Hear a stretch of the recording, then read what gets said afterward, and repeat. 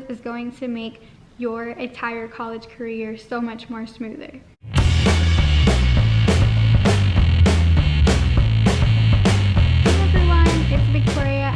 With another video. Today we are going to be talking about tips and hacks that every college student should know that will help you save time, money, and graduate early.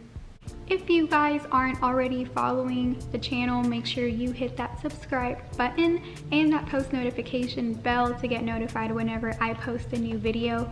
Help me get to 1,000 subscribers. So now let's get into the video. So the first tip is something that I have done since high school, which is complete your easiest assignments first. This should help get your momentum going when you have tons of assignments just back to back to back and you just don't know where to start. I've always found it an easy method and therefore I recommend it as tip number 1. Tip number 2, if possible, don't take all your easiest or hardest classes together. Having a mix of easy and difficult classes is going to make your entire college career so much more smoother.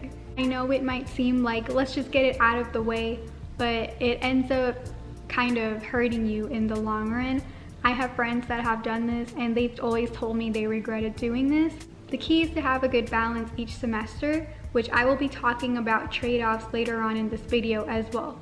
Tip number 3, be sure to write all your due dates for your homeworks and when your tests, quizzes, or exams are the minute you get your syllabus. There have been times where I was like, no, there's not that much that I need to write down in here. I just didn't feel like it or just got lazy. And you guys, I regretted doing that. I immediately just found myself pulling out that syllabus anyways and writing down, whether it's a calendar that you keep, I keep it on my phone. It's just so much easier the minute that you get your syllabus on the first day just to write down all of those important dates, because before you realize it, time goes by and all of a sudden all your stuff is due. And it's so much easier to keep track of it the minute you get your syllabus. So definitely do that. Tip number 4, I highly recommend waiting till the first day to buy your books or required materials unless you were otherwise stated to do so before class. Reason being, I have had multiple times where professors just kind of switched up like what we needed for class, or told us, oh, it's a different edition, or told us just like little specific details about the book that we need. Sometimes they might even just say it's optional, in which case you probably can decide for yourself if you want to get the book or not. So it definitely helps save you some time and money, and waiting just one day will not cause you to fall that far behind at all. That way you can also be sure that you're getting the exact book. If you already happen to see one online, you can actually bring it up to your professor on that first day and kind of just make sure that, hey, like, is this the book with the cover that you have like to show before you actually purchase it if you have it online. I always just wait till the first day to buy any of my materials in case I just have questions about what exactly I'm purchasing. Tip number 5, try to look up rental bookstores close by. I happened to, by chance, just been told about a bookstore it was a used bookstore that we had close by to my campus, and I went there for almost like half my books. I think I've only ever bought like 3 actual books from my school bookstore. So definitely try to Google someplace closer, because this will help you save money. Textbooks are not cheap.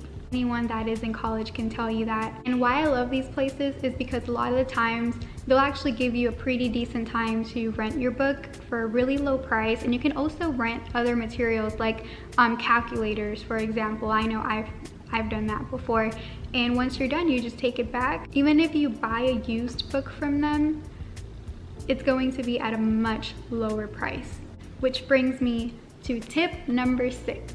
If you must buy a textbook, buy used. New textbooks sound nice, but used ones are so much more cheaper. I've always found like the little note to scribbles that are usually in there, I've always found them to be helpful. So if you get the chance to actually take a peek in the book, you can definitely do that and see, if it's something that you want to end up buying. But it's going to be a huge price difference for the most part. And the little markings in there most of the time will not hurt you. Especially if you're only going to be using the textbook for a class or a semester, buy the used book. And don't forget, you can always sell that book back to any secondhand bookstore, rental bookstore. Usually they will buy that book back and also give you some money for it. So make sure you check in on that as well. Tip number 7, make a friend. This is especially true whenever you're having challenging classes. Even if it's just one friend, having that person there just to kind of check in with, like about doing assignments or progression and studying for your tests, or checking to see how someone else is studying for their tests, definitely takes a lot of that stress out, because you know you're going through the process with someone. I know it's definitely helped me, especially when it's a hard class and there are concepts you just don't understand. Sometimes having that other person there is a good way to check in to see how they're taking in the information from class. Tip number 8, professors matter. So make sure you guys are reviewing your professors or trying to see, you know, what professors you guys are going to be enrolling with, how their class structure goes. Having a good professor is so important, from their teaching style to their availability. If I had a good professor that was teaching a class at a time that I didn't necessarily like, I would still go with the good professor versus going to a class within a convenient time slot. That is how much professors matter. There are lots of websites, I believe, that you can look up your professors. Highly recommend Rate My Professor. If you haven't already used it, definitely check it out. Tip number 9. This tip is great if you are trying to graduate early. Take summer classes or Maymester classes or Wintermester classes, because these classes usually, if you have them set up a certain way, you can only take them one class at a time or like 2 at a time. So even though you probably take like 4, let's say 4 classes over a summer, and you have one just for Maymester, you have one in the first week of summer, or first 5 weeks of summer, you have one in the second 5 weeks of summer, and maybe you have a 4th one that just kind of goes throughout the whole summer. You're actually spacing out your classes while knocking them out at the same time, which is going to put you ahead. I love these kinds of classes because I feel that the way that they're spaced out definitely helps me be able to focus on each one as we're going along. Usually my school has it set up where you're taking 5 classes in the spring and 5 in the fall, so a total of 10 for the whole year.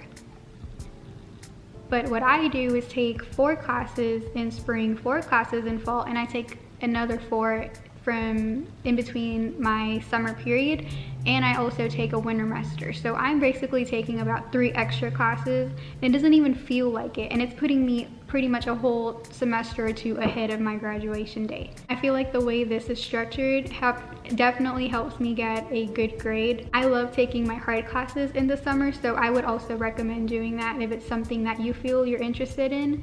I like taking those classes in the summer or in those shorter condensed periods because I tend to focus on them faster, I get it over with faster, and before you know it, you're done with the class. Tip number 10. Take classes that have a dual requirement, especially if they're for your general eds. There's usually a lot of them available, so definitely this will help you save money and time, which can also help you graduate early. If there are any classes that you can take that'll knock out 2 or even 3 general ed requirements, take them, because you're only taking one class that is fulfilling more than one requirement. Usually your university would have like a catalog that shows like, oh, what requirements can be fulfilled with which classes. Just kind of like highlight the ones that you see that can fulfill those. And if it's just like too much of a process, get with your advisor, your counselor, to help you make those choices and let them know you're interested in picking out those classes that have a dual fulfillment. And tip number 11, which is my bonus tip, you are going to have to make trade-offs. So this goes throughout your whole college career, probably even past that. once you're out of school. Making trade-offs is a part of life, and it's something that you will have to learn to do in college, whether that be deciding if you're going to study more for your core classes for your major to get A's in them, and kind of maybe letting your regular general ed classes and get like a B or even a C in them, or however you decide you need to make that trade-off. It's something you would have to decide. Don't feel bad if you can't make all your A's in all your classes. Sometimes you will have to make a B or a C in a class just so you can make an A in another class. Sometimes it's just getting a cheaper parking permit for that year so that you can save money and just make a little bit more of a walk from your car to your classes. Once you get in the mentality of making these trade-offs, managing your schedule should become a lot more easier and more functional. A lot of times I feel like it's helped me not be so regretful about some of the choices. Like maybe I'm thinking, oh, I shouldn't have done that, or I could have done this better. But having the mentality of consistently having to make a choice and make those trade-offs, it has definitely moved my college career along much smoother. And that brings me to the end of this video. If this was helpful, definitely leave me a comment down below. If you have tried any of these things and you recommend them as well, go ahead and let me know. I will catch you guys in my next video.